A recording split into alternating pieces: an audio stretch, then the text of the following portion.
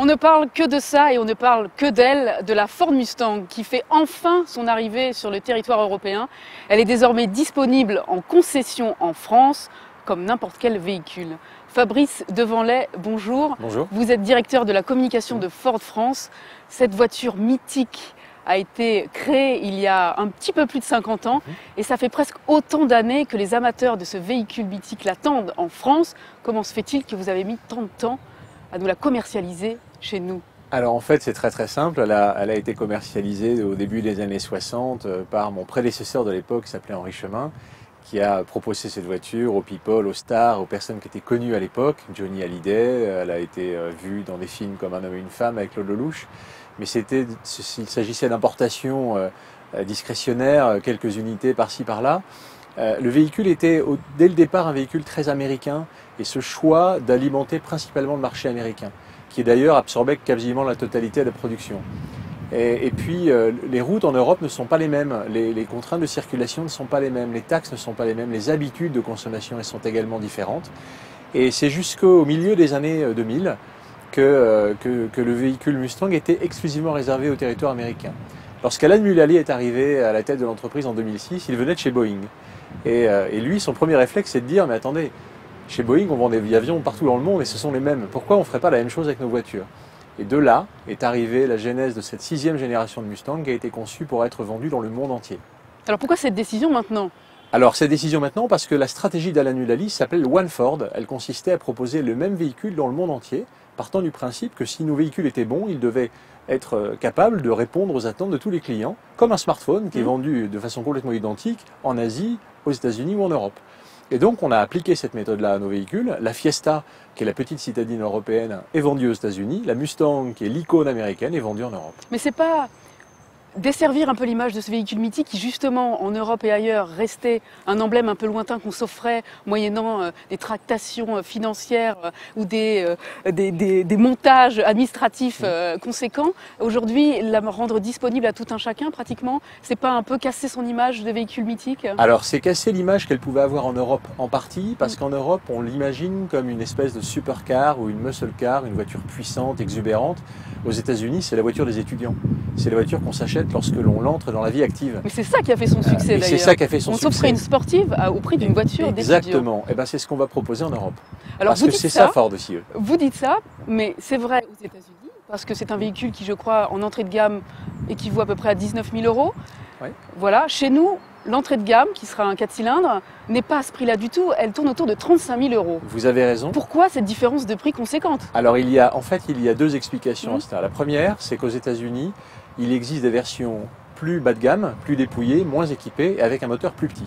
C'est un moteur V6, qui est le premier moteur de la gamme, et qui est accessible un peu moins cher. La deuxième chose, c'est qu'on parle d'un coût en dollars et d'un coût hors taxe, puisque aux États-Unis, chaque État fédéral ayant une structure de taxes différente, les prix communiqués sont hors taxe et pas TTC. Si vous comparez les prix TTC du modèle européen et du modèle américain, vous verrez que la différence de prix n'est de quelques milliers d'euros, de façon à absorber le coût du transport et le coût d'homologation. Mais on atteint quand même des 10-15 000 € de différence. C'est pas juste le transport qui le justifie ou les différences de taxes. Pas tout à fait. Vous avez déjà 20% de taxes, il y a quasiment 5 000 € de taxes. Vous avez une différence de prix entre les moteurs, puisque nous n'avons que les moteurs les plus puissants de la gamme, puisque le 4 cylindres dont vous parlez n'est qu'un 4 cylindres, vous avez raison, mais c'est un 4 cylindres turbo EcoBoost. Il fait déjà plus de 300 chevaux et c'est le moteur du milieu de gamme aux États-Unis et pas le moteur d'entrée de gamme. Et d'autre part, vous avez effectivement des frais de transport, il faut les faire venir par bateau. Elles mettent entre 60 et 90 jours pour venir, ça a des coûts annexes. Et puis également, à cela s'ajoute également une légère fluctuation entre l'euro et le dollar.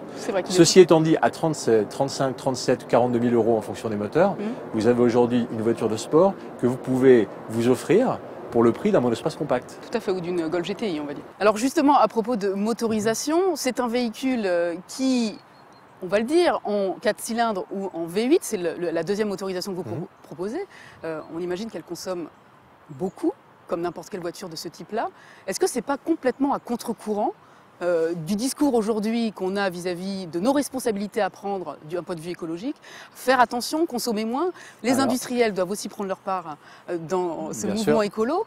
Et vous proposez un véhicule qui consomme un maximum? Alors non, on ne propose pas un véhicule qui consomme un maximum, on propose un véhicule avec deux motorisations, un moteur 4 cylindres EcoBoost qui rejette 179 grammes de CO2 ce qui est une performance remarquable si on le compare à des véhicules de performance équivalente.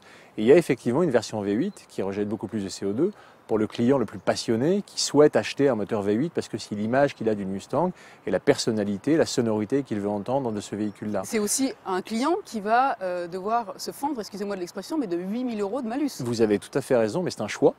La deuxième chose, c'est que ce sont des coupés, des véhicules qui ne roulent pas 20 ou 30 000 km par an, mais qui vont rouler entre 3, 5, 10 000 km par an. C'est une voiture qui est accessible, donc c'est une voiture qui aujourd'hui est l'issue d'un choix de passion. Un choix de passion qui peut être simplement de dire bah, c'est peut-être la voiture du premier jour du reste de ma vie. Finalement, cette voiture, la Mustang, elle a quelque chose de magique. Lorsque vous roulez en Mustang, les gens vous regardent et vous sourient. Oui, mais est-ce que justement on va les regarder et on va sourire en les voyant alors qu'on nous demande de faire attention? Est-ce que c'est pas un peu de la provoque aujourd'hui de fonctionner de cette façon et de c'est pas de la provocation, c'est une voiture qui génère la sympathie. Si vous roulez en Mustang et vous allez le faire ou vous l'avez déjà fait, les gens vous regardent et vous regardent avec empathie, en souriant, en allant vers vous, en vous posant des questions. Qu'est-ce que c'est? J'adore cette voiture, la Mustang me parle depuis que je suis gamin. Et ça, on l'a constaté depuis que la voiture est commercialisée en France. Est-ce que vous connaissez d'ailleurs le profil de vos acheteurs, en France en tout cas? Alors, ramené au nombre de commandes que nous avons passées, il est très difficile de tirer un profil. Le seul point commun de tous les clients, c'est la passion. Ça, c'est une évidence. On ne sait pas si c'est plutôt des femmes, plutôt des hommes, des trentenaires plutôt des hommes, ça c'est une certitude. Par contre, en termes d'âge, il est difficile de vous répondre. Aujourd'hui, on a pris un peu plus de 500 commandes. On ne peut pas tirer d'études statistiques sur 500 commandes. Vous avez quels objectifs? On avait l'objectif cette année de faire à peu près entre 600 et 700 ventes. Nous avons en un mois quasiment pris plus de 500 commandes, donc on devrait l'atteindre assez facilement. Vous l'offrez vous aussi?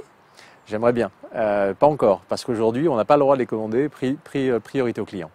C'est un véhicule dont vous aimeriez faire l'acquisition ou que vous avez toujours fantasmé? Alors moi, c'est une voiture qui m'a toujours fait rêver depuis que je suis gamin. C'est une voiture que j'aimerais avoir. En fait, mon plus gros problème, c'est de choisir. Parce que chaque fois que je monte dans une Mustang depuis qu'elle est arrivée, que je monte dans un V8 ou dans un EcoBoost, à l'issue de chaque essai, je me dis c'est celle-ci qu'il me faut. Que je monte dans un coupé ou un cabriolet, à l'issue de chaque essai, je me dis c'est celle-ci qu'il me faut. Et je suis bien incapable de choisir. Donc il faut me laisser un tout petit peu plus de temps. Et lorsque j'aurai choisi le modèle exact que je veux, à ce moment-là, je pense que je passerai commande. Merci beaucoup Fabrice Devanlay de nous avoir reçus ici sur le site de Ford France et de nous avoir parlé de cette légende de l'automobile qui débarque en France pour le plaisir des fans et probablement des nouveaux venus sur le terrain des voitures de sport. Merci à vous. Merci.